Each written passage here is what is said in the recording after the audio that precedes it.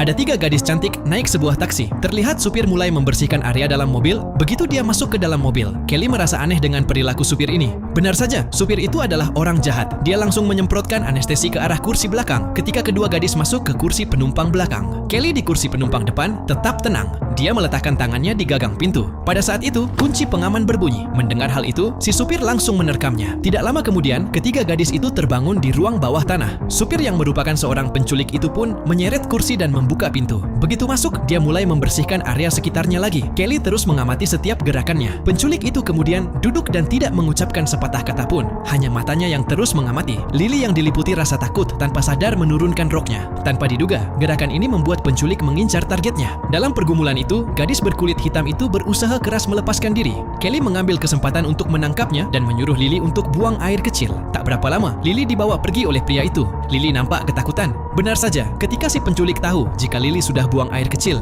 dia mengusir Lily dengan jijik. Ternyata Kelly telah mengamati detail sendirian, mulai dari masuk ke mobil hingga duduk di kursi. Dia menyimpulkan kalau penculik itu pasti memiliki obsesi kebersihan yang parah. Jadi dia mempersiapkan trik menjijikkan, yaitu buang air kecil di celana. Siapa sangka trik itu akan berhasil dengan baik. Setelah berhasil mengatasi masalah itu, mereka pun mendiskusikan untuk cara melarikan diri. Tiba-tiba terdengar suara sepatu hak tinggi dari luar. Mereka melihat keluar melalui celah di pintu. Seorang wanita yang menggunakan rok muncul. Mereka bergantung padanya seperti tali penyelamat. Mereka dengan putus asa mengetuk pintu dan berteriak minta tolong. Wanita yang mendengar suara itu berjalan mendekat.